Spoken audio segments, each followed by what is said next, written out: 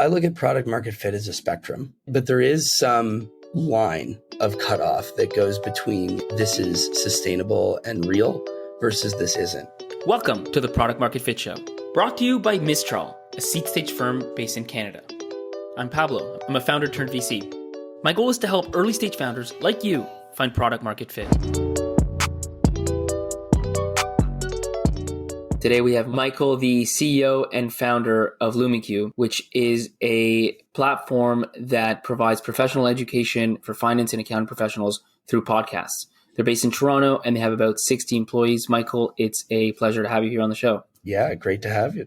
Sorry, I shouldn't. See, look, I'm falling into my own trap. I'm usually in the other seat. That's right. It's great to be here, Pablo. And actually, you've been on our podcast. That's right. So it's full circle. This really is where the tables have turned. Well, me and Michael, we were founders at the same time, and we were actually in, I had Jim Track before, which is in the wearable tech space.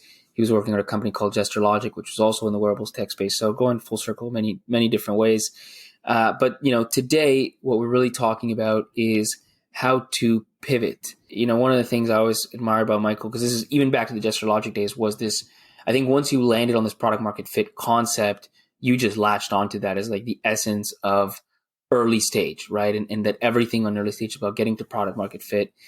And then when you moved off and started what is now LumiQ, which was Luminari early on, that was always top of mind. Ultimately, as we'll find out, Luminari worked, but didn't work to that level. And you ended up finding something else, which is LumiQ, which really has taken off.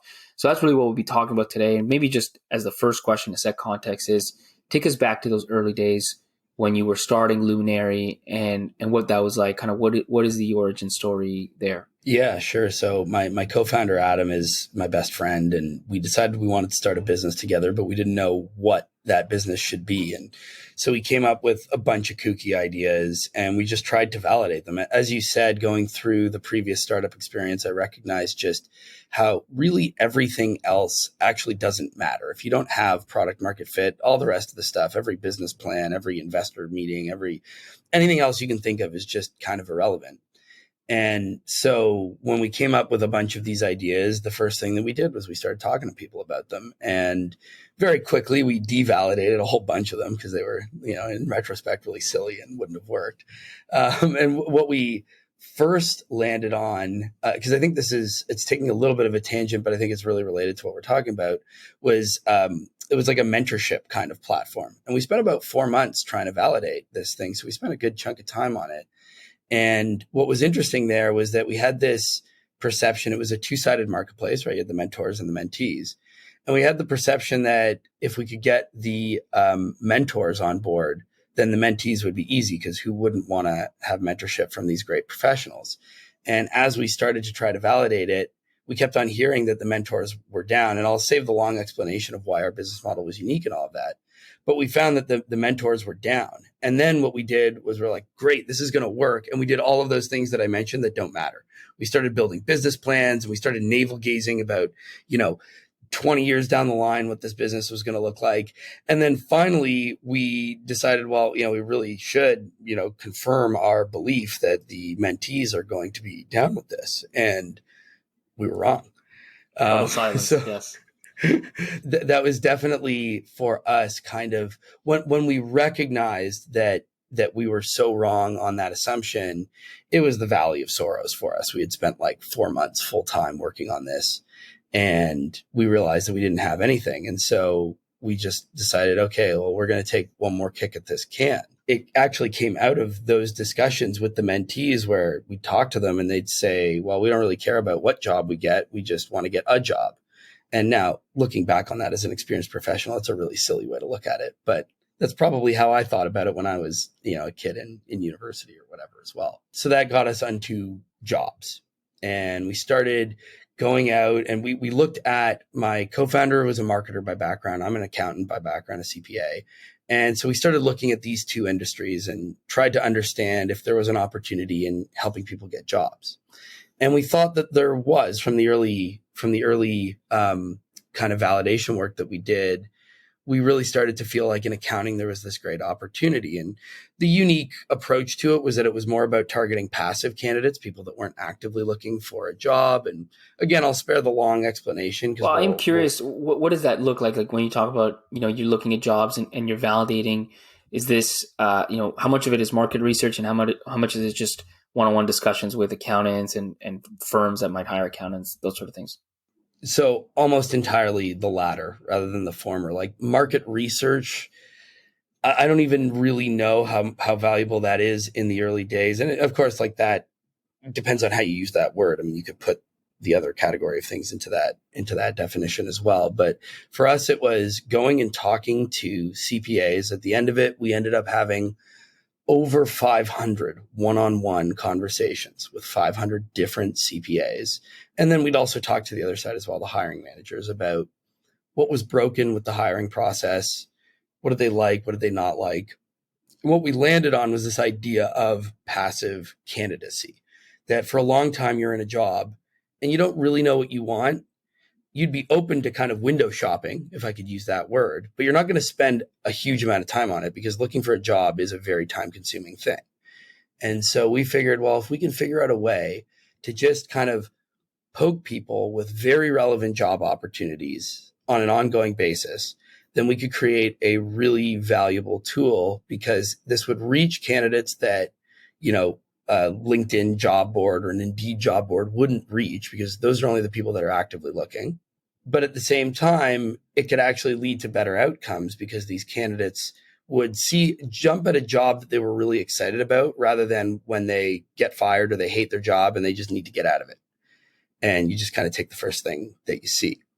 And this is what we found. I mean, all of what I'm saying now, this is some of the conclusions that we drew from talking to all of these people. And I'd say the biggest insight that we came to in accounting through this process of interviewing tons and tons of CPAs was that most of them didn't know what they wanted, but they did know what they didn't want. And so we actually set up our system that way, where you'd go, there's only a certain world of jobs that exist within accounting and finance. So if you can tell us the things that you don't want, we can probably get pretty good at telling you what you do want, or at least putting something in front of you that might be interesting. And I think we succeeded to an extent in that case. I think that when you look at that process of interviewing people, it's not really about the specific answer that they're telling you, like, do you like this? Yes or no. It's about understanding why they feel that way. And that'll help you make better decisions about your product as a whole. And so the analogy that I like to use here is my wife hates the rain. Absolutely hates it. Even if it's just like sprinkling a little bit, if she's outside, she would just be sad. Like, you can see the misery on her face. And if I want to develop a product experience for that target market, and I go, well, let's have a walk on the beach, that sounds great. But if it's spitting a little bit outside, no go, right? And for other people, that might not be the case. But for my market, that is the case. In this case, my wife. And so I try to understand the underlying. If I just know, if I put hey, let's go on a hike, and she sees a picture of somebody hiking in the rain and goes, no, I don't want to do that, I might go, she doesn't like hikes. It's like, no, that's the wrong insight to glean from that experience. So it's really about digging deeper. It's asking that why question. It's like being that annoying kid on Looney Tunes, that would just always ask why. Like, you really want to dig into why they feel that way. And through that process of talking to so many CPAs, that really helped us build what became Luminari. And maybe that's I'll stop there. Just one question there. Yeah, because one question there is just why so many? And you wouldn't be the first person to talk about customer discovery, obviously, on the show, because it's so important, and I'll flag it. Like, if I think back actually to the successful companies, the most common thing is just how much customer discovery they did. And that doesn't carry through the non-successful companies that I may not have put on the show, but I would have talked to as an investor, right? Who just kind of skip through or just glean over that phase. Now, in your case, 500, maybe it was 300 or 600, whatever, but hundreds of these interviews, that's a big number. Like, don't you just at some point, like after 30, you kind of know, okay, this is the thing? Like, what are you learning at the 100th interview sort of thing?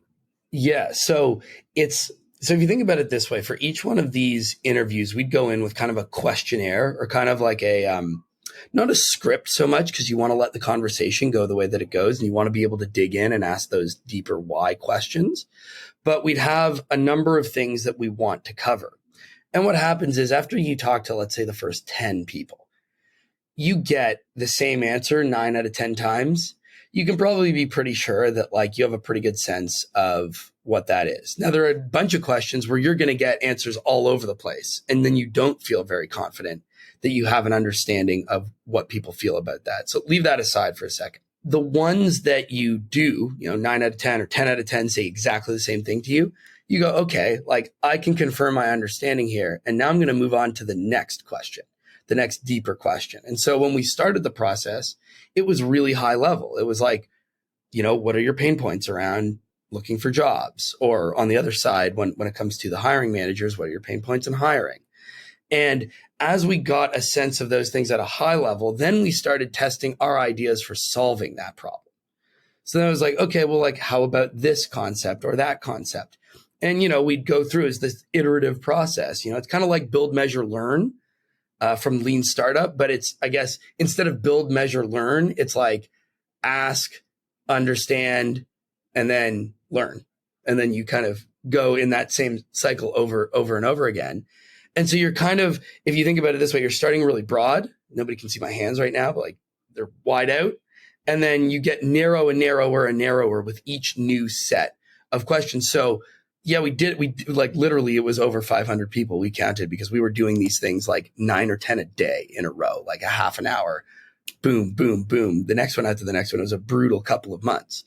But well, let me ask you just on that piece, because I think this is the thing, right? You have to ask yourself, why do so many people skip this step, even though they're, generally speaking, most founders are just pretty smart people, like, and the idea of research makes sense.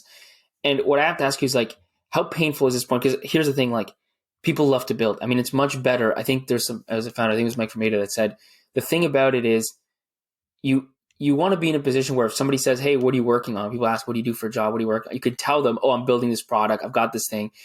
When you're in that mode, you're in this weird research, like I'm not doing anything. I'm just asking people questions. Hey, how painful is that process? And how do you get yourself to stay in it for as long as you need to?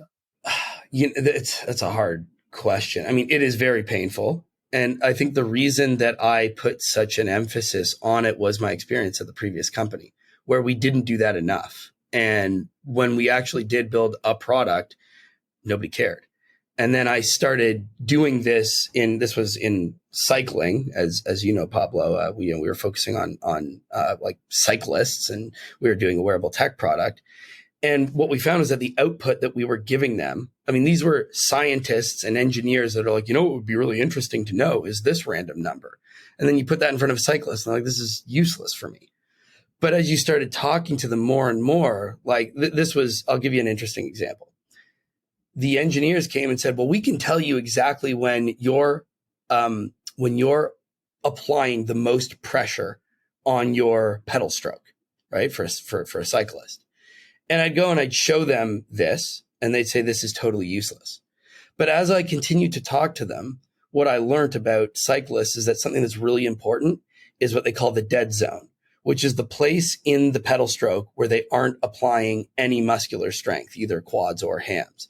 And what they try to do is reduce that to as close to zero as possible, because you want consistent pedal stroke so that it's like very efficient from an energy perspective, right? These are guys that are going on 6-7 hour cycling rides up and down mountains. Conserving energy is incredibly important.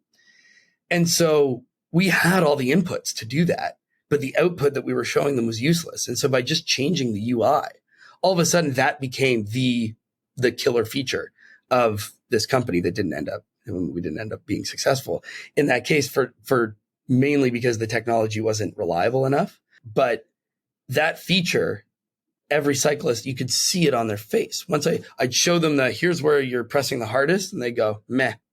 And then I'd say, here, I can show you where you're, not only how much you have of a dead zone, but where it is in your pedal stroke.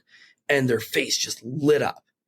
And that experience of seeing the palpable reaction from the users made me recognize just how important that is to the success of a product. And even though that company didn't succeed for other reasons, that experience stuck with me so intensely that I recognized, like, I need to be able to create that face on people when I show them my product. And in the case of Luminari, we actually did have that from one side of the marketplace. The problem with Luminari, ultimately, I know I'm skipping ahead on the story a little bit, is that we didn't have it as much on the other side of the marketplace. Well, it's a good segue. Let's go to that. You're having interviews, obviously, on one side, the applicants. You're having an interview on the firm side. What's that like? Like, you talked about some of the learnings being that people don't really know what they want, and they want to be passive. They don't want to spend a lot of time. That's on the applicant side. What were some of the learnings on the other side of that marketplace? I mean, some of the things that we didn't figure out until a little bit later were just how important integrating with their current tech stack is. When you go and you talk to a big company that's hiring a lot of accountants or anybody, like, they've got an LMS, a learning management system in place. They have their standard process for screening hundreds or thousands of candidates. And by being something that was outside of that ecosystem, it made it incredibly difficult to convince them to use us. And so we started going after smaller companies, SMBs that didn't have, processes in place. And that was where we got some success. I mean, the thing that I would talk about, or I would like to say about Luminari, is that we were in probably the worst place when it comes to product market fit. When you have no product market fit, it's obvious. When you have real product market fit, it's obvious. Where we were was kind of in this gray area where we had just enough product market fit to fool ourselves into feeling like it was enough, and feeling like, if only we iterate a little bit more, if we just tweak this or change that or do this, we're going to get all the way there. But it wasn't ever enough. And so we built an okay business doing that, but it wasn't scaling or growing in the way that we wanted it to be a real startup. That's the $1 million question I get often, is how do you know when you should keep doing this? Maybe the next feature will cure it and get us there, versus let's just start over and look at something else, especially when you have some traction. Again, it's easy on the extremes, but as you were going through that, what were some of the signals you started seeing that told you, it's not about this next feature, this next thing, it's more of a restart? Yeah, I mean, this is the $1 million question, or the $1 billion question, because it's incredibly challenging. I would say that there are a couple of things. Number one, and this is the thing, this really pissed us off when we were on the other side of this, but I'm going to say it anyways because we recognized how true it was now that we're on this side of it, which is, it when you see it. And because we weren't like, we were like, well, we see some of it, it feels like we're pretty close. Like, that means no. Right. And that's really hard because you're seeing all these positive indicators that are like pushing you towards yes, but it's not a yes. And again, I don't think that there's a rule there. It's kind of this feeling that started bubbling up the more and more that we built that business Luminari for 2.5 years before we really decided to make a big change. With the mentorship platform that I mentioned, it was pretty obvious. And there were probably some entrepreneurs that didn't have the benefit of my experience at the previous company that would have pressed on with it and convinced themselves that it was great. This is one of the big challenges, is that you kind of get married to your ideas. You fall in love with them. You believe that they're amazing. And, just because your mom thinks it's really cool, that doesn't really matter at the end of the day. To be clear, like, you got, like, Luminari got to what, like $500,000, $1 million in revenue or so? Yeah, we were at like $750,000. Right. So it was it was an ongoing thing. You had real customers. People were getting true value. Yeah. But, some of those key metrics that you would look for, the one in Luminari's case, it was return customers. So like, we'd have customers that even had like literally the optimal experience. They posted on Luminari. Within a week, they got a bunch of really great candidates. They hired somebody that they love. And the next time they went to go look for a new person, we wouldn't get the call. And the funny thing is it wasn't like they were saying, well, we didn't like the experience and we don't want to return there. It's just, they just went through the regular process like they always do. It's just a habit. Well, we'll put it on our LMS. It'll go onto Indeed. It'll go onto LinkedIn. And we just couldn't really break into the mindset in that way. The product experience wasn't wow enough for them to push away their old experience. I mean, there's different definitions of product market fit, but one of them that constantly comes up is the market pulling for your product? And we were pushing. It wasn't being pulled. What is ultimately, because that's the other thing about Luminari. I know the company well enough to kind of think this is, it makes so much sense. Like A, looking for passive candidates as a firm just makes tons of sense. B, as a passive candidate makes, so you kind of like, I'm still kind of wondering like, why didn't it work? And now you've been far, like you've gone, a few years moving on to this new platform. You have time to think back. Like what really is the thing that never got it to truly take off? There's a lot of different answers to that question, I'm sure, and probably some that I'll never really know the answer to. But a couple of things that come to mind are, number one, like I said, people get into this process, and the process of hiring, usually what people do is they're not backfilling. What they're doing is, Susie quits, and it's like, shit, I need to replace Susie immediately. So I'm just going to try everything I can as quickly as I can. And it's not really like a deliberate, thought out process. That's what happens at smaller companies. At larger companies, it's this very deliberate, like purposely thought out process that is very hard to break into. And so for both of those groups of people, it became really challenging for us to sell into them. But I think also it comes down to that pull factor. Like, yes, when they posted on Luminari, they would get good candidates and they might hire somebody and that would work. And that was great. But that experience wasn't 10x better than what they're getting somewhere else. It was maybe 2x better. It's still better. And we still got a lot of people to pay us for it. But yeah, I mean, I think those are probably the two main things. But again, that's helpful. I'm not sure I even know all the answers. So maybe fast forwarding a little bit, you're getting there, you got $750,000 in revenue, things are going, but you're starting to feel like you don't have that pull. What do you start doing? Is it still pre-pivot? Like, what do you start doing, or what insights are you starting to gather? I mean, it's going to make you laugh, but 500 again. That was literally what we did. I don't know why that number ended up being the number, but that was roughly what it took for us to be very confident about Luminari. And that includes after we started building it and we put like early versions of it in front of people and watch them click through it and stuff like that. And that would help us, that iterative process really brought us from, vague idea all the way to like specific solution.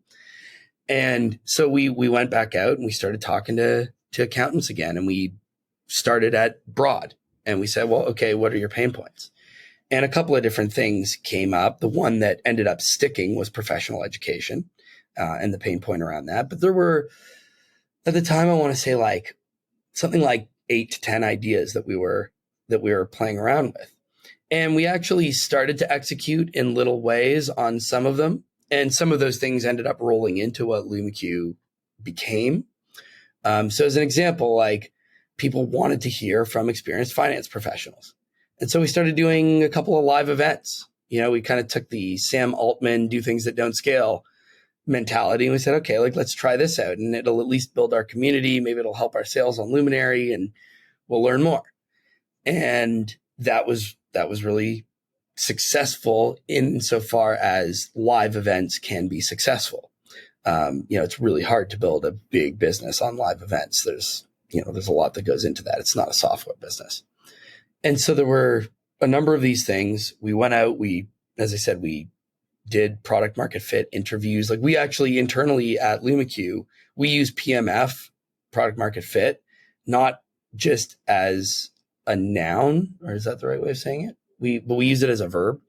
So we say like, we're going to go PMF somebody, which means like, we're going to go interview them to try to understand what they think about a product or the feature or whatever it is.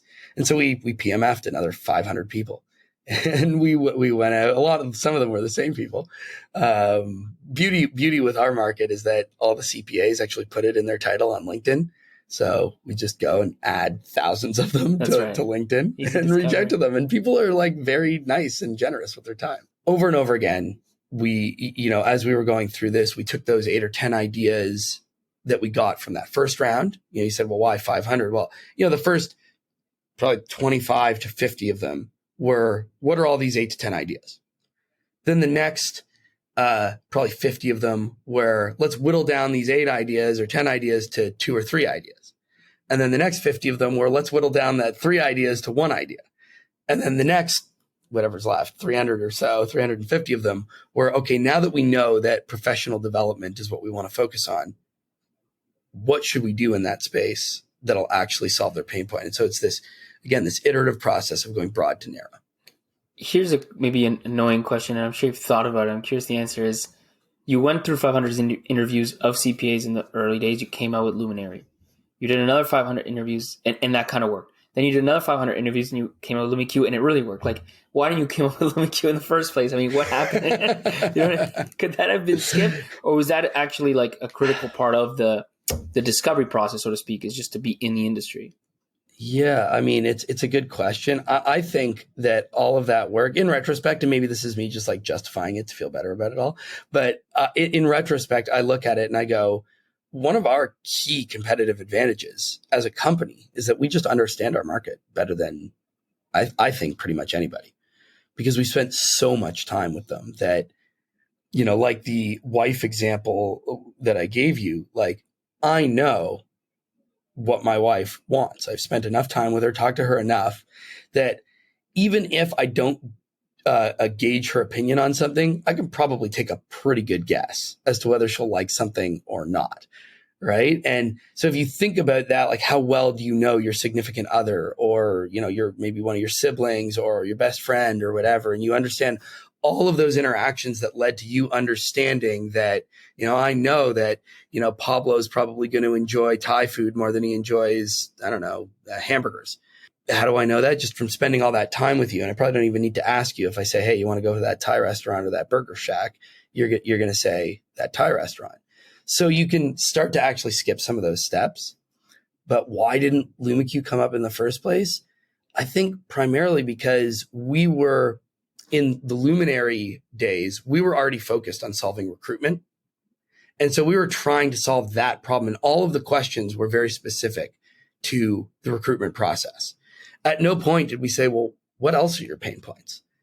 And that's probably the biggest mistake we made back then. Like, if I was doing it again, I wouldn't start like some founders start with, this is the problem I want to solve. And then they go at it. We weren't really like that, but we kind of got ourselves into that trap through the whole mentorship platform and kind of the path that I mentioned. Well, that's a question, right? Is how broad? It's almost a philosophical question, which is, because if you look at the Steve Blank stuff, it is like you're supposed to have an epiphany, and then you go out and you test that against the market, right? And if you look at Lean Startup, it's always like post epiphany.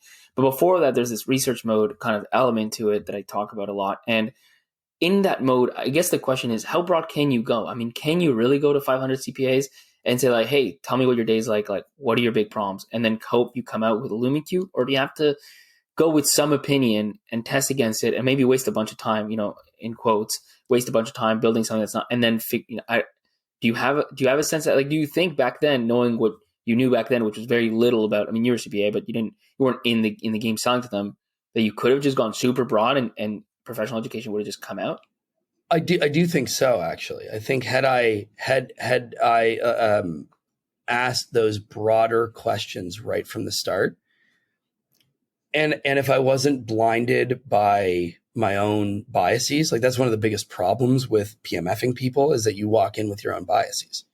And actually, the cycling product that I mentioned, one of my greatest strengths in that experience doing it was that I knew nothing about cycling. I was not a fan of it. Like, I mean, I know how to ride a bike. I like riding a bike, but anybody who cycles will tell you that riding a bike is not cycling. Those are two different things. And I didn't know anything about the sport of it and what these people care about. And so I was a total blank slate. And that was actually an advantage. Now, there's a different advantage by being an expert in a space. I mean, I don't know if I'm really an expert in accounting, but I am an accountant. And I knew I had a personal experience, which, made me biased in some ways and not. The nice thing was my co-founder isn't a CPA. And so between our two perspectives, I think we could build that. But the short answer to your question, yeah, I think had we been more broad, we probably would have come to this faster. So now you are where you are, and professional development comes up. What's your next step after that? I think the first step is always, what are the pain points? I think that's the best place to start, because people don't buy new products because something is slightly better. People buy new products because they're pissed off at their current product. Like, why did I switch to Mac? Because I had like 3 PCs in a row that broke down and were stupid and annoying. And I was like, there's got to be a more reliable computer out there. And so I was like, okay, I'll incur the switching costs to go to a Mac. And now that I'm on a Mac, I'm never going back. But, right. And so I think pain points is the place to start. Ask people what pisses them off. And the nice thing, I tell this to everybody on our team that's going out and doing these kinds of sessions is, no matter what language anybody speaks, everybody has the same favorite word. And that favorite word is their own name. Everybody likes to hear themselves talk. Everybody likes to feel valued. Everybody likes that. And so by going to people and just saying like, hey, like, I want to hear what you think. Like, your opinion is incredibly important to me. People are very receptive to that. And so by going there and then doing the second best thing after that, which is asking people what pisses them off, well, you'll get a lot out of that, because people are not shy about what bugs them. So you figure that out, and like, how do you come to this, kind of getting closer to what LumiQ is today, which is this kind of passive podcast type, professional development through podcast. I mean, fun way of getting professional development. Well, so when we went and asked those questions, what are your pain points? Generally, 2 things came up. It's boring as hell, and the way of delivering it was just stuck in the 90s. Like, most professional education is either in a classroom, which has different benefits, obviously, of being in person. But, it's kind of old school classroom lecture style stuff, or it's on like a 90s era webinar platform. And I'm sure anybody who's had to do any of this stuff, this will resonate with them. And generally what people would do is they'd bring it up on a screen, they'd press play, they'd forget about it, and come back an hour later and try to answer the quiz questions to get their credit for it. And now, of course, all of them are coming up with sneakier ways to do it, where they ask you questions in between to make sure you're paying attention and stuff like that. But we figured, okay, well, if we can solve the delivery mechanism point, I mean, that's not really innovation. Like, we love podcasts. We thought podcasts are great because you can do them when you're doing something else, and you don't need your eyes or your hands to do it. So let's try podcasting as the way to solve that pain point, and have a modern mobile platform and all the things that people in our industry just don't have. Again, like, if you look at our app, like, it's 100 times better than what you see in our industry, but it's roughly the same as you would expect from Spotify or Apple. Like, we haven't reinvented the wheel there. On the making it interesting and exciting, or I should say it the other way, which is really what it is, not making it boring, right? Like, start there. That's like, that was the baseline. And then it's like, can we go even higher than that? That was a harder challenge to solve. And so we spent a lot of time trying to understand, well, what would it take to make this not boring? And the other piece to this is the accountants are the ones that suffer through it, but they're not really the ones that pay. So what did the discussions look like with the true customer, which I guess is the company that hires these accountants most of the time? So that is true. And now, as we've gone up market to more like enterprise companies that have L&D, like learning and development, full-time people that are responsible for that is a bigger challenge. But when we started going after small, medium businesses. Who's making the decision? It's the director of finance or the VP of finance or the CFO, or somebody even more junior on the team that has been given the responsibility of finding a professional development provider for them. And what's interesting was that almost every company supports their CPAs or other designated accountants in their professional development, but very few of them have a company-wide solution. Mostly it's like, go out, do whatever you want, come back and expense it to the company. So the budget line item was there, but people weren't used to buying it as a team. And so that was one of the things that we really pushed for was, like get it for your team because this is a great team tool. And that was very successful as it turned out. The basic answer to your question though was that we made the product awesome. And once they tried the product, they were the buyers. So it was an easier kind of sell in that way. And I think the last thing I'll say on that is we've always bet on our product. The one thing that we have, I think, really internalized that it's like, if the product is great, then people will want to get it. And so that's where all of our focus goes. And our sales pitch and everything, usually it just revolves around us demoing the product and getting people to try it. But to be clear, like and specifically in those early days, I know it's different now, the accountants who would have loved the product and tried it, they would have paid and then expensed it? Or did they get their company to do it? So some of them do that, but by and large, it's the other way. It's, they like the product, so they buy it for their team, right? We get in touch with the VP finance of XYZ Corp. Oh, right, because they're users as well. I get it. Okay, yeah. Exactly. That makes sense. Exactly. All right. Perfect. And so how does that launch go once you're actually in market? You have something that's sellable. First of all, did you pre-sell it? And then how did that all go? Like, how did launch go? We didn't really pre-sell it. We did so we recorded like, I want to say like 15 or less than 20 podcasts. So there wasn't much on there. And we released a little beta and we did it for like, I want to say 2 months. We put it out there. It was really like, it was crummy. The UI was terrible and like all of that, but it worked. You could go on an app, you could press play and listen to a podcast. And in that 2 months, it was just, I mean, again, that palpable response where you can just see it. And again, I'm going to be that annoying person and say, when you see it, it's like, you can just see it on people's faces and the way that they responded to it. Like, it was just, they were passionate about it. They were energized by it. And they're like, oh, this is amazing. Oh, I wish I could get all my hours this way. You hear those kinds of things. And so then we built like the full product, and we were still running Luminari, the job board throughout all of this. And once we launched the full product, I mean, it was immediate. Like we were going and making $20,000 annual recurring revenue sales in 2 meetings, 2 like half-hour meetings, when it used to take us like 5 of those meetings to sell like a $800 job post.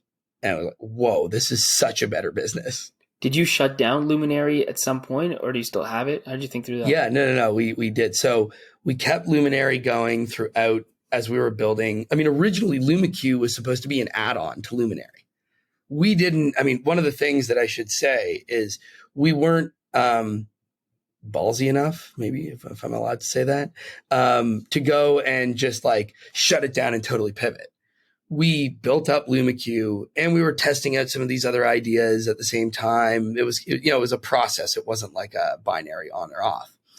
And we still had Luminari running until about, I want to say 5 months after LumiQ launched. After we launched in LumiQ, we got in our first 6 months, we got to like $500,000 in recurring revenue, which was almost as much as Luminari had done in 3 years.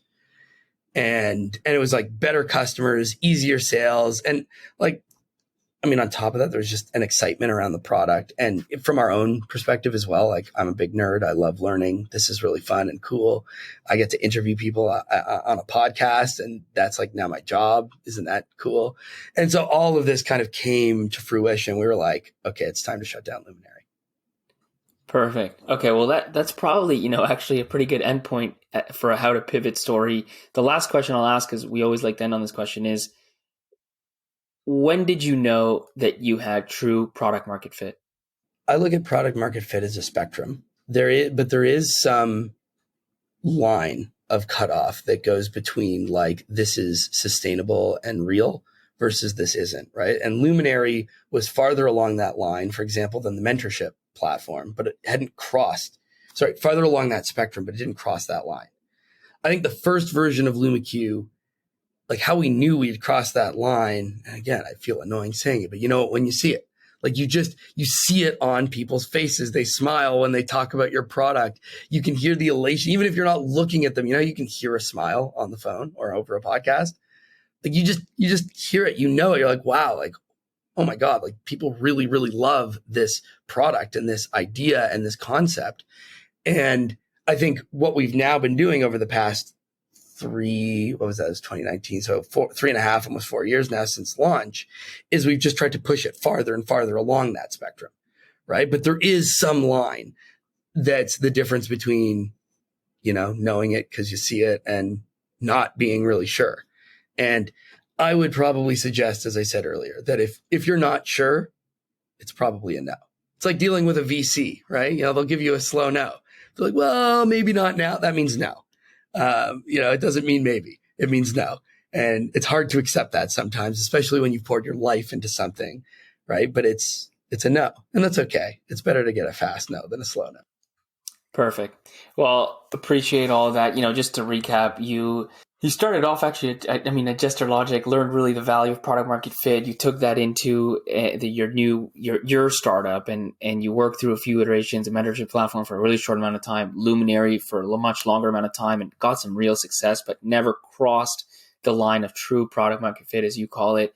And you kept iterating. I think you kept searching. You just never really stopped searching for product market fit. You never put yourself in a state where, okay, this is the thing. We're just going to put our head into the sand sort of thing and just drive it as far as we can. It was always, what's more, until you really felt that you got to the other side, which you did with LumiQ, and ultimately shut down that other product and just went all in on this. And that, product, that platform that you built has just continued to grow ever since. And I'll mention, you have raised some money, but you've gone into where you've gone on little funding. This is just true customer value that's moved the business forward more than anything, which is awesome to see. So thank you for taking the time. More than anything. That's right. So thank you for taking the time, Michael. The last thing that I'll say, just to end on this, is that this process is not over. Like, we are still PMFing customers. Our product team, one of their OKRs is 15 of these every month at least.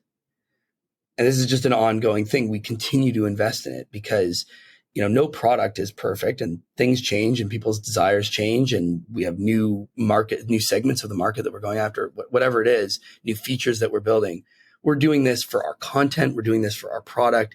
It's ongoing all the time. That's perfect. And again, that is something that I've heard before, but is not well understood, which is product market fit isn't a 0 to 1. It is not only a spectrum, but something that you got to keep. Every feature has product market fit, right? And even if you're not launching features, the market's changing. So just time alone demands you to continue to test product market fit. So thanks for that. And thank you, Michael, for taking us through this. Super helpful. Yeah, thanks for having me. And if anybody is interested in checking out more, it's lumiqlearn.com, LUMIQ learn.com. Thanks so much for listening. If you want to see more content, check out pmf.show.